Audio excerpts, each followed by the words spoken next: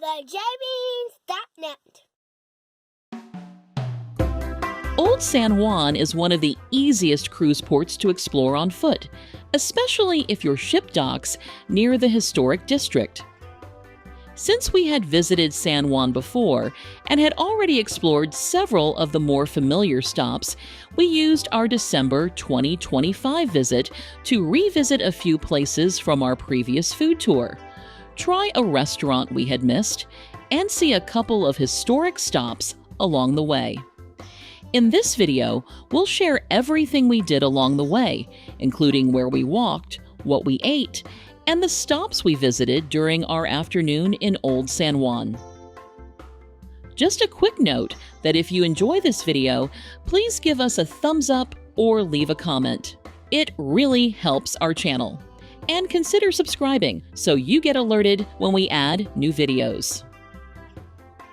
Our afternoon in Old San Juan started a little later than usual, since our ship arrived around 1 p.m.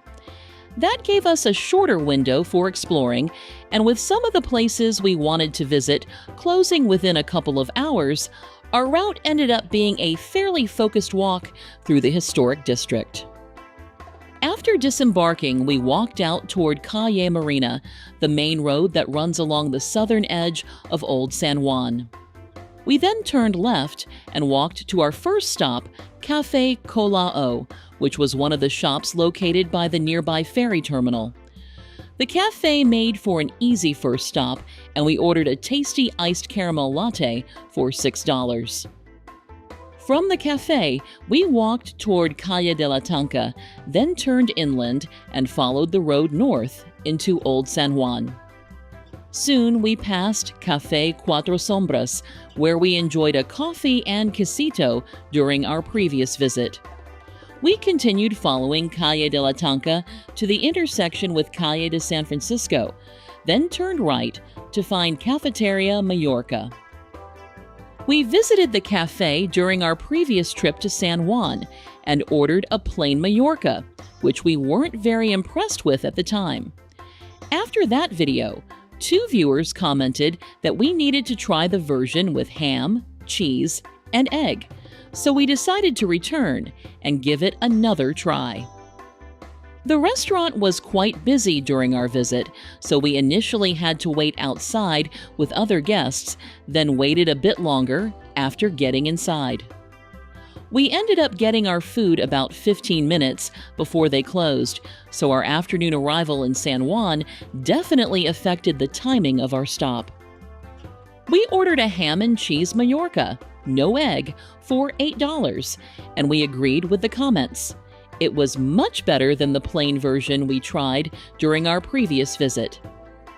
After finishing our snack and leaving the cafe, we crossed the street to the Church of St. Francis of Assisi.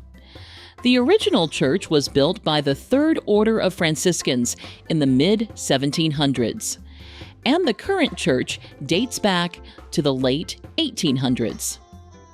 Inside, the church had beautifully restored reliefs and murals, including an altar mural from the 1940s. The church also displayed a large crucifix that was recovered from a sunken ship off San Juan.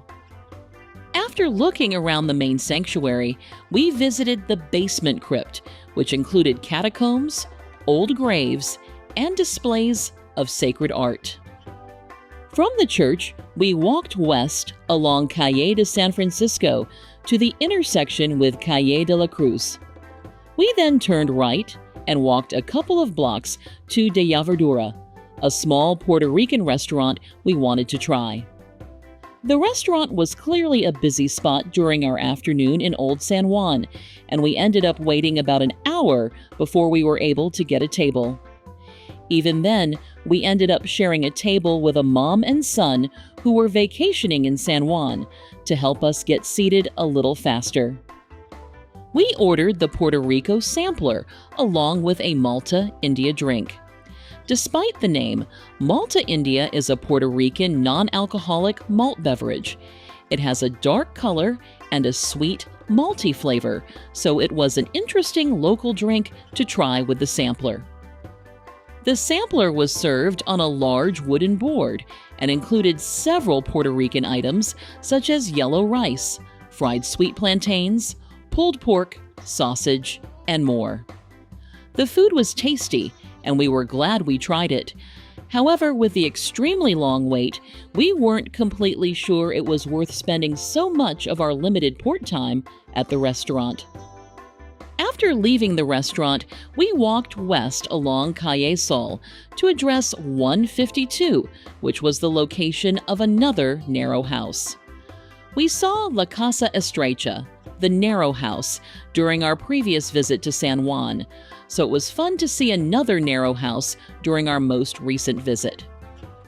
From there, we returned to the intersection with Calle de la Cruz, turned right, and walked south a little over a block to Birra and Empanadas.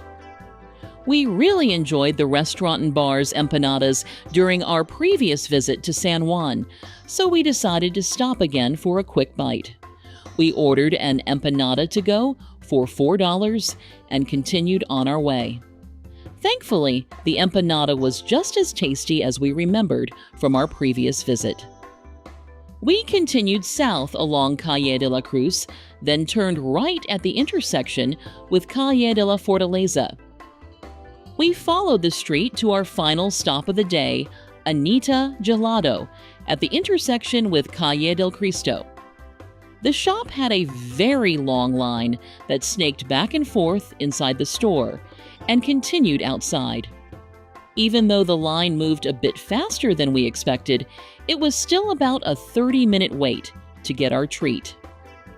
Anita Gelato had many flavors and toppings available, and we ordered a regular size, which cost $9 and allowed us to choose up to 2 flavors. Tables were extremely limited during our visit, and we were lucky enough to find one so we could share our gelato. After exiting the shop, we paused for a bit to enjoy the Christmas decorations that were still hanging over Calle de la Fortaleza. The decorations made the street a nice final photo stop before heading back to the ship. In total, we spent about 4 hours exploring Old San Juan on foot. Even with our later arrival and the long waits at a couple of stops, we were still able to enjoy a good mix of local food, historic sites, and quick photo stops within walking distance of the cruise port.